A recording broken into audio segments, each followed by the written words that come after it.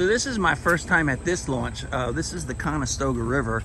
I'm gonna use the old Malibu 2 hull because it doesn't have the pedal drive that sticks down below and the rudder and stuff, because it's shallow here, as I recall, just from looking at it when I was riding my bike. But I love this sign. By the way, this is a beautiful little park for a put-in, really nice, but this is a sign that you gotta pay attention to right here. Caution, when launching from here, Susquehanna River conditions may be rapid. Returning can be difficult. Yes, that's something you don't want to learn the hard way, which I've done once. It only took once to realize sometimes you can't go back up the river. And that's when you call a friend. I'm here today with my friend Nelson and two of his grandsons. Last year, Nelson and I were riding our bikes along the trail that goes along this section, right over that bridge trestle there. And he told me about these petroglyphs, and I said, well, let's go back sometime. So here we are, finally back. One thing I have always loved and appreciated about this, really old now, Ocean Kayak Malibu 2 hull, is number one, it can carry 3 people if you need to. Number 2, it's got a keel underneath that takes up hardly any space in the water, doesn't draft a lot of water. And so it tracks really straight and true. You don't have to work real hard. That's why it's fun to fish out of. And in shallow water like this, and with all the rocks in the Susquehanna, I learned after breaking several safety pins on my Old Town pedal drive 120 kayak, because of the way it's set up, that bouncing off rocks is not what those kayaks are meant to do. But they certainly aren't a problem for this kayak. So let's go. We're gonna try to find the Indian petroglyphs and maybe even a fish or two. A really neat scene when you think that way up there is a bicycle path. Must have cost millions to do. And there are my partners out there in a canoe leading the way to try and find the petroglyphs. I hear announcements from Safe Harbor Dam going on there. Nelson just asked me if I saw a rock with a tree on it. Well, I mean, they all have rocks with trees over there on that shore. All those rocks have trees. Okay, well, let's go straight across. You see that whitish rock over there, far over? Way over there. I'll troll across. And sure enough, while we were looking for the big and little Indian rock with the petroglyphs, I was fishing and I'm hooked up.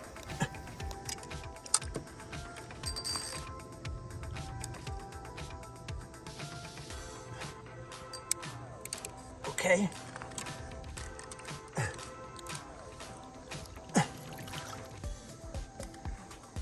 There's a fish on. There's a fish on. There we go. Come on. What is it? A little smallie, maybe? A little.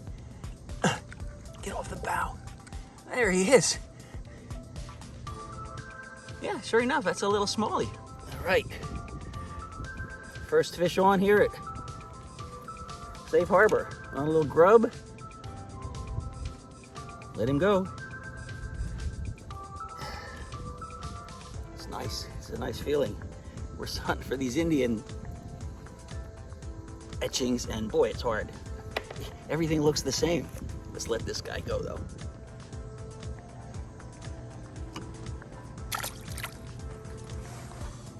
And away he went. Honestly, I just threw the line in and another fish was on.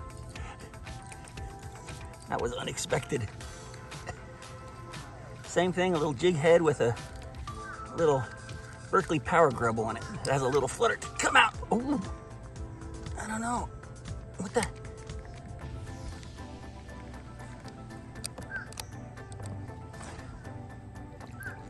Oh, it's a cat. It's a catfish.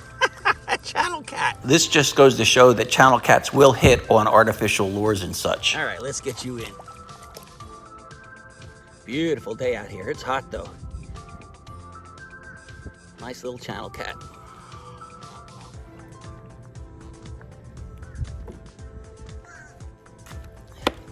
Okay, gonna let him go. Here he goes. It's really neat in here. There's just so many places that fish could hang out. Let me turn around. Matter of fact, I didn't start catching fish until I came in through this spot right here. You know, tucking through these rocks. I mean, you can get snagged and stuff, but I think it's worth it. Now, all during this time, I'm exploring these channels and waterways between these rocks. I'm looking, I have an eye out because I have an image in my mind of what these big and little Indian rocks with the petroglyphs are supposed to look like. But I'm not seeing anything that looks like them at all. Meanwhile, Nelson and his two grandsons aren't fishing, and they gave up on this spot looking, and they went a little bit further downriver. And that certainly paid off, because as I moved out of this channel right here to see where they were at and what kind of progress they were making, it turned out that they came upon the little island. Okay, well, it looks like you found it. What do you got there? This is the little Indian rock. Oh, I can see some of the carvings even down low. I see like bird footprints. Yeah, there's a lot of those. They actually have a map here with them, so you'll be able to see. There's a good step-off point on the other side. Okay, I'll go around. Oh, look, there's a guy right down here, right in the corner here. See him there. Okay, so as you saw, Nelson and his grandsons found the little one, the little Indian rock. That's where we're on right now, right, guys? Let's see if we can find any markings. Oh, here's like a circle over here. Bring your sponge over. They don't look like much unless you wet them down.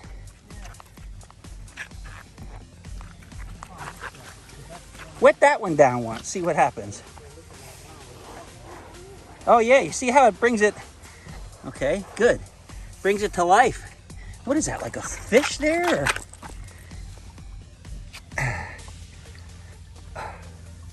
Or a bird head? I can't tell. Still looking for the Thunderbird, huh? This is a little precarious. Oh yeah, there's carvings all down through here.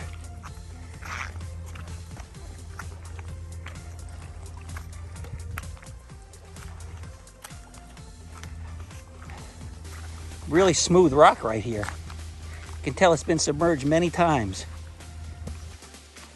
Now, when they say it's just a short distance down from Safe Harbor, I don't know. What do you think that is? Like a half a mile?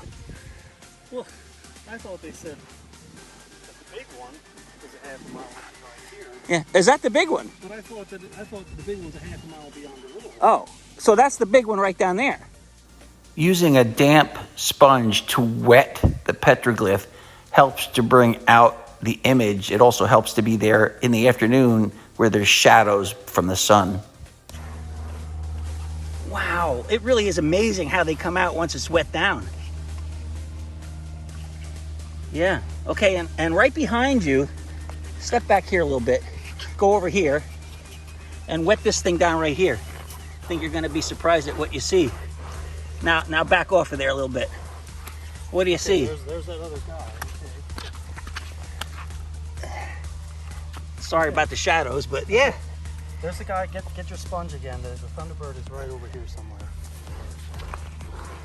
Oh, the Thunderbird must really have gotten worn off.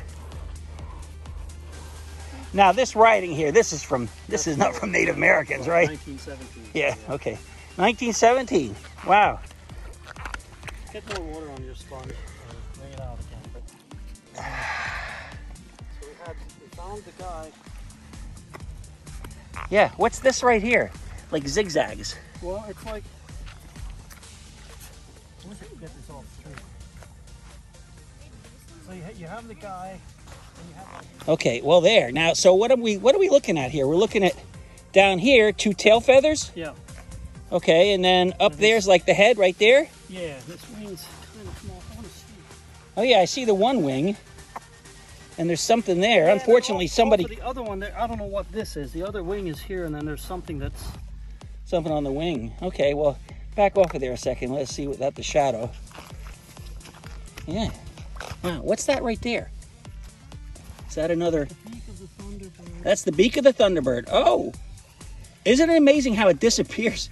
Right there's the beak, yeah. Hit it again down here in the tail feathers, and then back out of there. Okay. Yeah, well, there it is.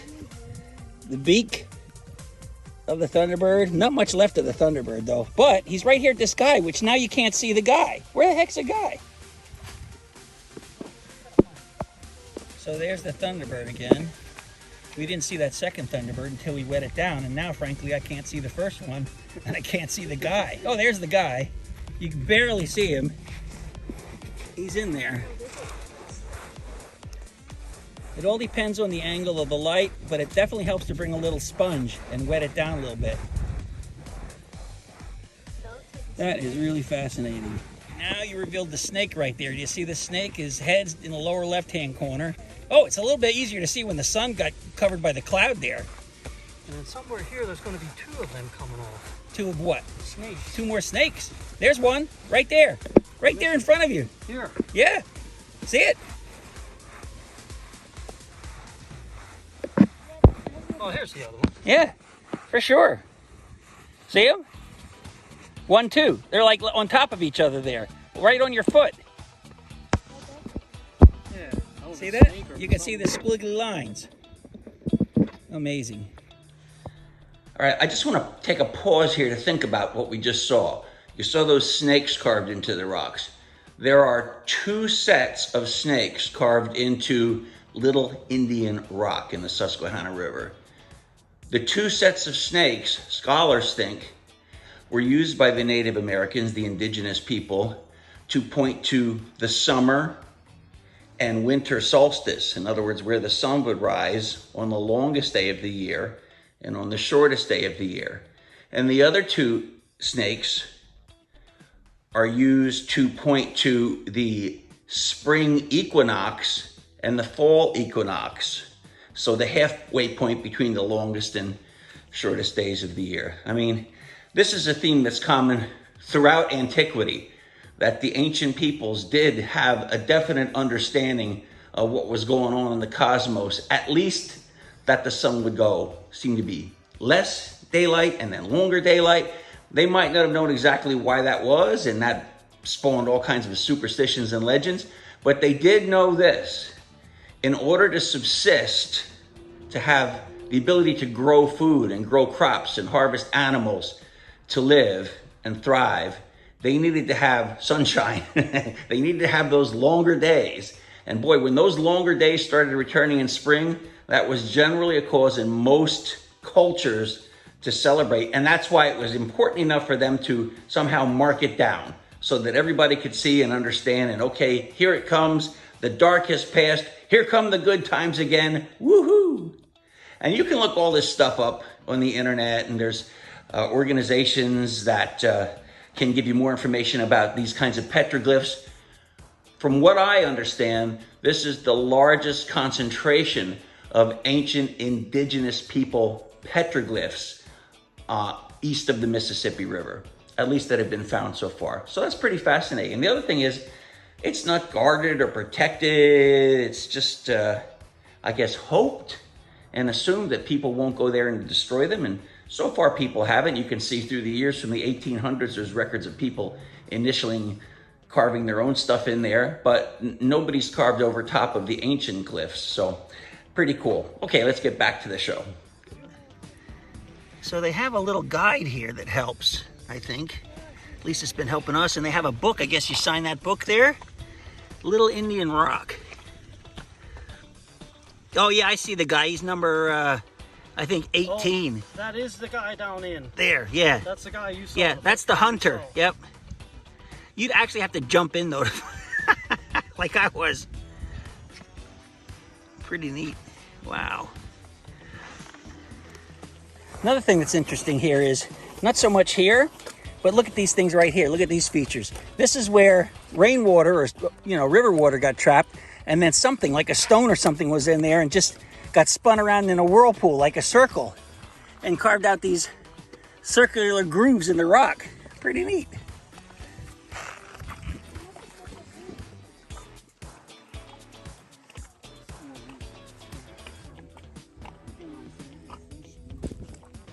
So in addition to that interpretive pamphlet down there, which is interesting. They have a visitor to Safe Harbors Petroglyphs book. Make your mark here, go ahead.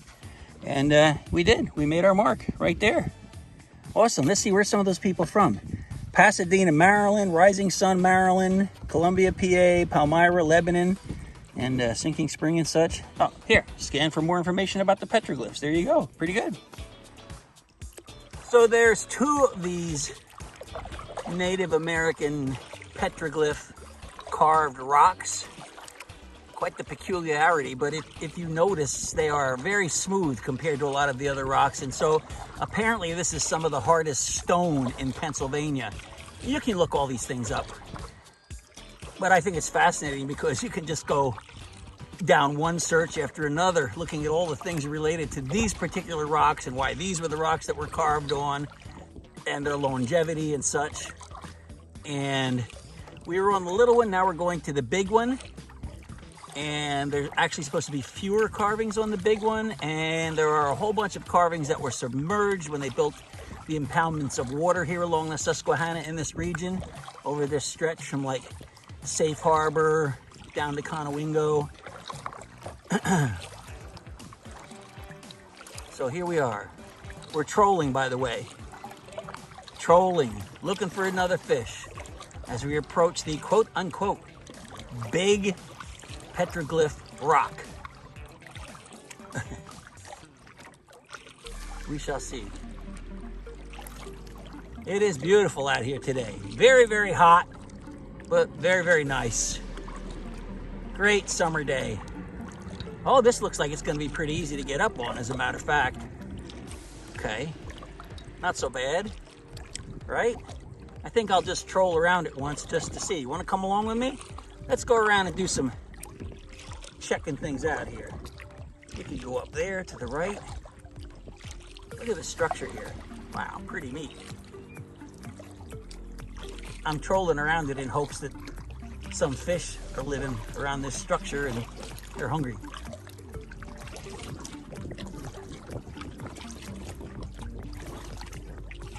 Oh, there's a big rock right there. Yeah, you got to be careful. A lot of rocks in the Susquehanna.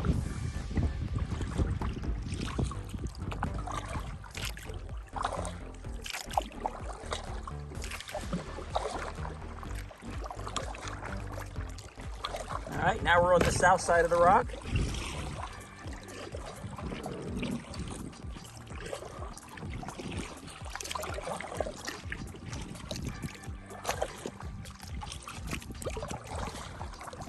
And here comes Nelson and his grandkids. I'll tell you one thing, there sure are a lot of spiders here. You should see the giant spiders and the giant spider webs. Let me see if I can show you some of these right here.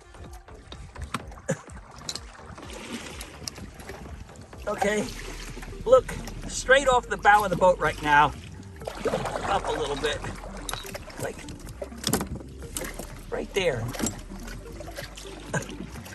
There they go. They're running for cover. Can you see them? I don't know if you can see them or not. Yeah, it looks pretty easy to get in there.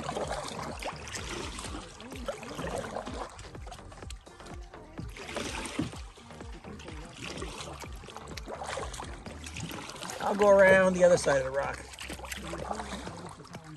Oh, I could go right here. Look, there's it looks like a marking right there.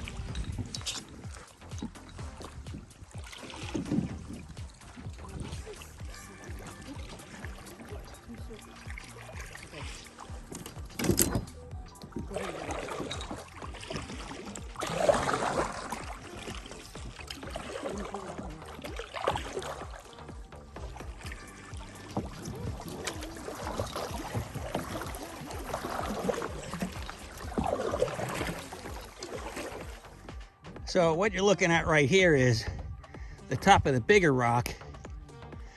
There's some glyphs right over there. There's a man right in front of you. See him? Right. You just stepped on him. Nope, back up a little bit. He's right there. Right there. See him? Wait, I'll show you in a second. First, this bird. Somebody carved this bird in here. That took somebody a long time. I don't think that was the Indians, though, because it looks like a distal fink. Must have been a rogue Dutchman. Right here. See these guys? They're hunters with bows. Look. You see them? See that? Wow. That's really neat. Can you wet it down again, please? Look how it comes out. Now step out of the shadows there. And if you look, there's an arrow pointing off to the left there. Wet that arrow right there. Okay, see the... Whoa, what's that appearing? Oh, it's another big hunter. Look at all this. Go ahead, wet that whole area down. I thought it was an arrow. Holy cow, look at that. That's amazing. Yeah, it looks like a bow. Yeah, yeah. And then he's like pointing this way. Can you wet him one more time, please? Yeah, and get him over here. That is, over here. Yeah, look. Look at how, wow, and then there's one more up from them, right? Yeah, there he is. Oh, there's a lot of them here. That one, I don't look like a bird or something, right? It's got like a tail. Look at that. Oh, that is really something special.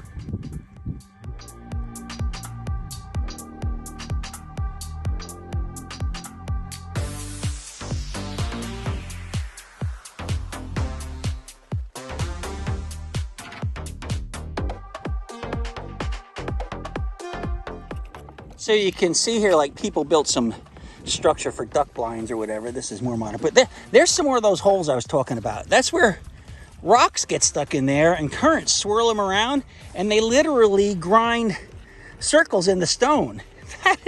That's a really, really neat feature, I think. I get excited about little things like that. Nelson, you found another ledger, huh? Yep. Big Indian rock. Oh. There we go. Yeah, okay. All right, great. Yeah, there's a lot of them. We found them all up on there. Yeah, nice. And there's another book to sign. This one on Big Indian Rock also has a QR code you can scan to find out more. And as you can see, we signed the book and some other people were here today. It's really interesting. So without a doubt, after thinking, oh boy, we're never gonna find these big and little Indian Rock Islands because everything looks the same. And actually, we didn't expect them to be out in the middle of the river like that. And that is the only way you can get to them is by some kind of watercraft or swim out there. You can't just walk up to them. That might be what helped to preserve them for all this time. But you know, it was hot. I mean, it was stinking hot. So I caught some fish. We found these 2 islands. We had a great sense of fulfillment and achievement and excitement and the gaining of knowledge. So what's there left to do? Nelson said his grandsons wanted to take a swim in the river, but they weren't sure. So I took off all my gear. I was happy to be the first one to jump in, and man, let me tell you, it felt good. After that, I climbed on the rock and encouraged Nelson and his grandkids to go ahead and jump in, which they did, and I think they had the time of their lives. Can you imagine those young boys on an adventure like that? I want to say that my friend Nelson, that is good grandparenting right there. When you can take young minds out and expose them to something like what this adventure was, that's a good thing. Heck, for an old guy, that was a great adventure. Anyway, let's jump in the river together. So the monsters they drew on the Petroglyphs, Yeah. those monsters live in this lake. Oh, don't tell him that, Grandpa. There are some legends of monsters living in the What would summertime be without a cool, refreshing dip in the Susquehanna River? Looking for 1,000-year-old petroglyphs from the, what tribe were they? I forget. They weren't the Susquehannock. They were before the Susquehannock, right? Was it Algonquin or something? It was something with having to do with Algonquin. I'll look it up. It's some other thing. Sounds weird, like, you know. And after that, we parted company because I wanted to go fish some more. So let's go fishing some more. Oh, look at this. I'm going to troll this channel right here. Check this out. Whoa. Look at how the bed of the river has been pushed up. I guess from geological activity. Look at that. Wow, look at that in here. Oh, yes.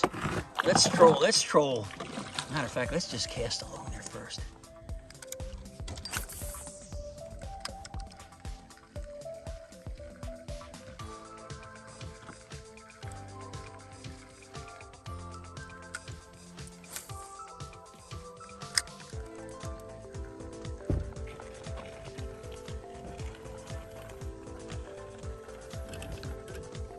Now, the advantage of a pedal kayak is that you can just kind of keep pedaling along and steering with your rudder, whereas there I have to stop paddling every time I cast. But I think I'm gonna try to troll. I'll use the littler. I'll use this guy here, right here. Little grub. Throw that out the back. Troll along this wall. See what happens.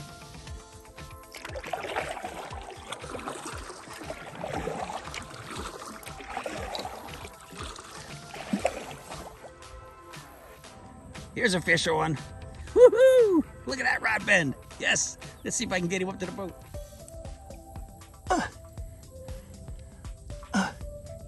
There it is. It's a smallie? Yeah. Okay. Self-release. Like that. Oh, he took my bait right off. All right, good. This had been a long and very satisfying, if not exhausting day due to the amount of physical activity and the heat. And don't forget, to get to that big and little Indian rock, we had to go down the river, I don't know what, a mile? I don't exactly have an absolute reading on how far we went, but let's just say it was between a half a mile and a mile, okay, to be vague. Anyway, when you go down the river, what happens? You have to turn around and come back up the river. Now, I haven't used my paddle kayak to this extent for the last 2 seasons since I bought my pedal kayak, but in the Susquehanna, as I found out really the hard way, which is the way I seem to learn most lessons, the rudder and the drive system with the prop can get damaged on the pedal kayak. So I knew that coming in. So I took my paddle kayak, as I said earlier in this episode. So I was tired after all that paddling. So I decided, look, I'm going to go up and I'm going to troll along these buoys. They mark the safety zone. You need to be that far away from where the dam water is released at the Safe Harbor Dam. You can see the Safe Harbor Dam there on the left and the safety buoys there that I'm passing by. And off in the distance, off my bow, you can see a wonderful walking and biking trail. It's just fantastic. I've ridden it, and boy, I recommend it highly. It's really, really super. So here I am trolling along, hoping for one last fish, looking for one last little piece of action, and boom! Oh, fish on. There he is. Come on. Oh, it's another nice smallmouth. It's not big, but boy, do they fight. Going after the fake worms now. Hey, let's bring him up.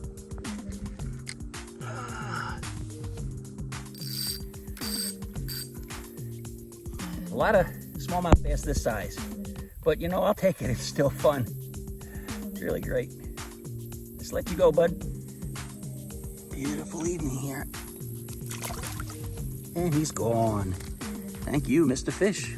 Well, that's the entire episode. I hope you enjoyed this one. I really enjoyed this one as much as any of them, and better than a lot of them, to tell you the truth. It was the combination of the fishing and hooking up with the fish, and then the combination of discovering and exploring and learning about those Native American people and that indigenous petroglyph artwork on those 2 tiny islands, as they're called, big rocks sticking out of the Susquehanna River. And did you know that there are some features in the Susquehanna River from indigenous peoples, like the fish weirs that they made to collect fish, that are older than the pyramids? Let that sink in. Older than the pyramids. These people had the wisdom and the knowledge and the ability to build a system of structure in the river that helped them to harvest fish. And that was used for eating and for agricultural to help fertilize crops. So it's really something to get out there and explore it. I tell you, Nelson and I talked about doing this particular episode for almost a year, till we finally got out. It started with the bike ride and it ended with the episode you just saw. And it always reminds me, time goes by really quickly. Don't wait too long to get out and do your adventure, because you'll only be older when you do get out there. So go ahead and get it done. This is Dave Kline for Raptor Adventures. Please look us up on Facebook and like that channel and the YouTube channel for Raptor as well. And I'll see you during the next episode. Thanks for being here. So long.